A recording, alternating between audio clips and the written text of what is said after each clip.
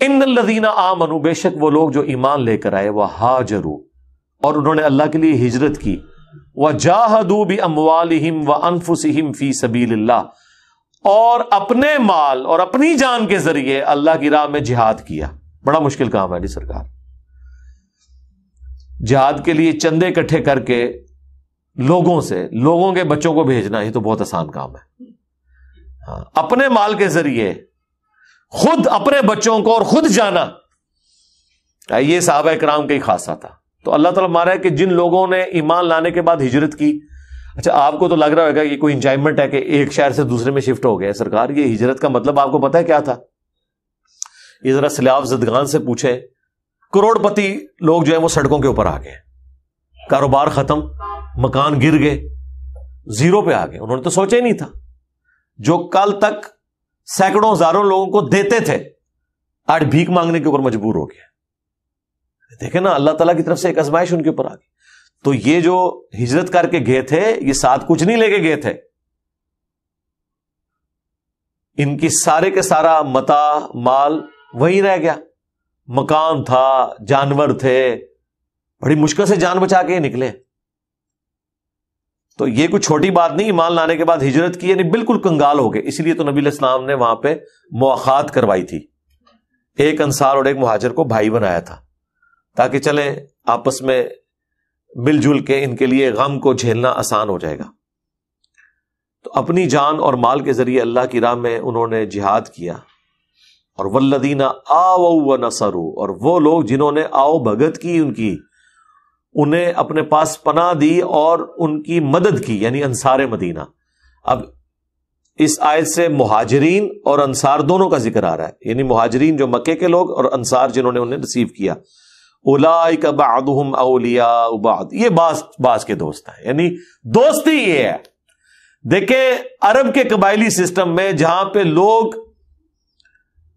اتنے مضبوط قبائلی سسٹم میں بندھے ہوئے تھے کہ وہ اپنے رشتہ داروں کے بدلے کے لیے مرنے مارنے کے اوپر اتر آتے تھے، انہی رشتہ داروں کو چھوڑ کر اب ان لوگوں کے پاس آ گئے ہیں جن کے ساتھ ان کا کوئی خونی رشتہ نہیں ہے، لیکن اللہ تعالیٰ نے ایمان کی دولت کی برکت سے ان کو ایک کر دیا، انصار اور مدینہ کو۔ آپ دیکھیں کس لیول کی قربانی ہے، کاروبار آدھا کر لیا، مکان آدھے کر لیے۔ یہ نہ سمجھیے گا کہ بہت کوٹھیاں تھیں ان کے پاس، یار بالکل چھوٹی چھوٹی ان کے، ایون اگر کسی کے پاس 2 بیویاں تھیں، ایک بیوی بھی کہا کہ دونوں میں سے ایک پسند کر لو، چھوڑ دیتا ہوں تمہارے لیے۔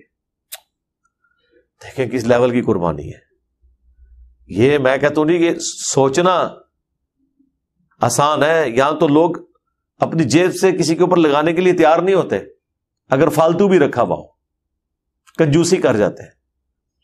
اور جو پہلے ہی کنگال ہوں، مشکل سے 2 وقت کی روٹی کھا رہے ہوں، وہ اپنے ساتھ باقی لوگوں کو شیئر کرنے کے لیے تیار ہو جائیں، یہ بہت بڑی بات ہے۔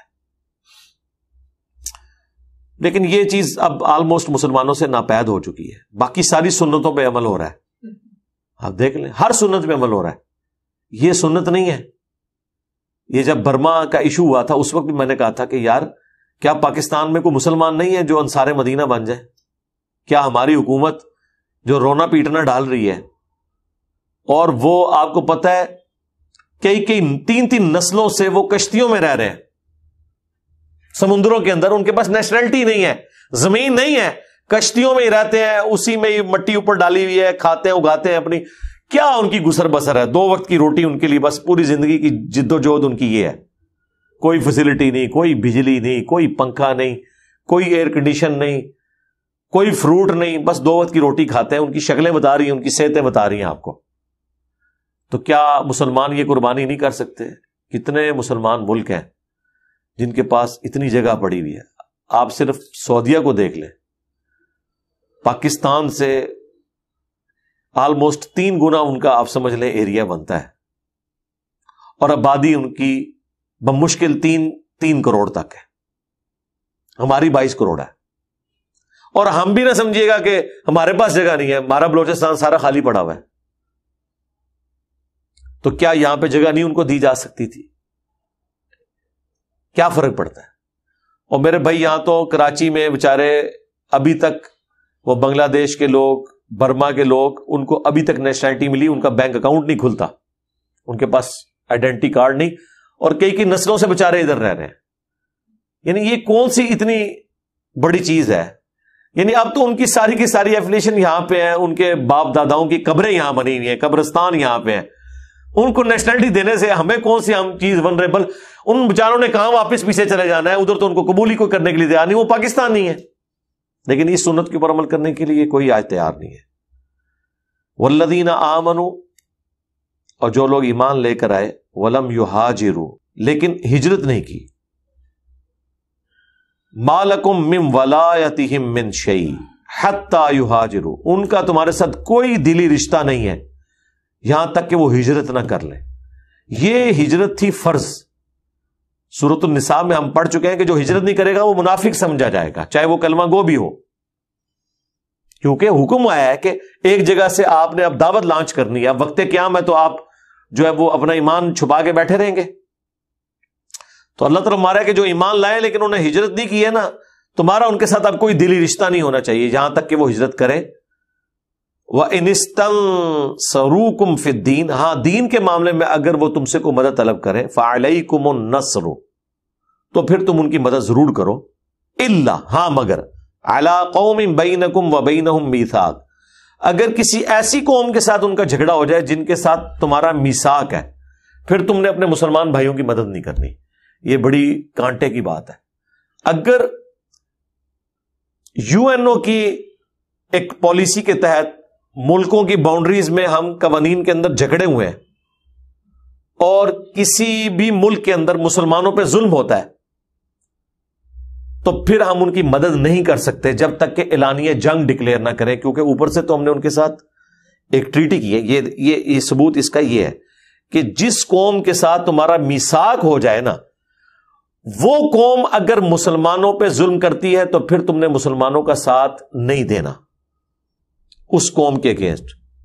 الا یہ، وہ پہلے سورۃ الانفال میں گزر چکا ہے کہ تم نے عہد ان کی طرف پھینک دینا ہے اور میثاق کو توڑ دینا ہے. ظاہر ہے میثاق تو توڑنا، پھر ظاہر ہے کہ میثاق میں تو آپ کے بھی بینیفٹس جڑے ہوئے ہیں. یہ نہیں ہو سکتا کہ آپ ایک میثاق میں بھی بندھے ہوئے ہیں اور آپ گریلا وار بھی کریں. اس لیے مولانا مودودی نے مخالفت کی تھی 1948 میں کہ پاکستان کو اپنی فوجیں کشمیر میں داخل نہیں کرنی چاہیے. یہ وجہ نہیں تھی کہ وہ کہتے تھے کہ جہاد نہ کرے، وہ کہتے تھے آپ اوپنلی جنگ ڈکلیئر کریں. یہ نہیں ہے کہ اوپر سے آپ بندے ہوئے ہیں اقوام متحدہ کی قراردادوں کے اور اندر خانے آپ نے گریلا وار شروع کی ہوئی ہے، اور وہ گریلا وار دیکھ لیں پاکستان کے گاٹے کیسے فٹ ہوئی ہے. آج FATF ہے. ایک زمانہ تھا جو چیز ہماری پالیسی تھی، آج وہ خود ہم مان رہے ہیں کہ ہمارا یہ جرم عظیم ہے اور ہم آئندہ نہیں کریں گے. تو پیڑے کما دے پیڑے نتیجے. تو قرآن و سنت کی روشنی میں تو وہ اس وقت بھی غلط تھا. اللہ کے فضل سے جو میری پہلی تفسیر ریکارڈ ہوئی تھی اس وقت تک گورنمنٹ پالیسی وہی تھی، اور میں نے اس وقت بھی کہا تھا یہ غلط ہو رہا ہے جو کچھ ہو رہا ہے. کشمیر میں پاکستان کی طرف سے مجاہدین نہیں جانے چاہیے. اس وقت نیا وہاں سے انہوں نے بلوچستان کے اندر اپنے گریلا وار لانچ کر دی تھی انڈیا نے، اور تو ہماری تو ختم ہو گئی ہے، ان کی ابھی تک جاری ہے. تو آپ دیکھ لیں اس کا غلط رزلٹ نکلا نا. تو اللہ تعالیٰ ہمارا جس قوم کے ساتھ تمہارا میثاق ہے، پھر وہاں پہ اگر مسلمانوں پہ ظلم ہوتا ہے تم نے پھر ان مسلمانوں کی مدد نہیں کرنی بلکہ عہد کی پاسداری کرنی ہے. اور اگر ان کی مدد کرنی ہے پھر تمہیں پہلے اعلانیہ عہد توڑنا پڑے گا. پھر اعلانیہ عہد توڑنے میں یہ نہ ہو کہ 4 بندوں کو بچاتے ہوئے 4 کروڑ لوگوں کی زندگی آپ سٹیک پہ لگا دیں. یہی ہماری جہادی تنظیمیں کرتی رہی ہیں نا، وہاں کام ڈال کے آتی رہی ہیں اور یہ گریلا وار کر کے باہر آ جاتے تھے. وہاں ہزاروں مسلمانوں کی زندگی مشکل میں تھے. وہ تو ہم سے پوچھے نا، آپ وہاں کے کشمیر کے لوگ ان مجاہدین کے لیے کتنی دعائیں کرتے ہیں انورٹڈ کاماز میں. تو یہ کہنا آسان ہے. 22 کروڑ عوام کی لائف تو آپ سٹیک پہ نہیں لگا سکتے 22 لاکھ کے لیے بھی. تو یہ دیکھ لیں قرآن بالکل عقل کے مطابق چل رہا ہے کہ جو واقعی سمجھ آنے والی بات ہے. واللہ بما تعملون بصیر، اور اللہ تعالیٰ دیکھ رہا ہے جو کچھ تم کر رہے ہو.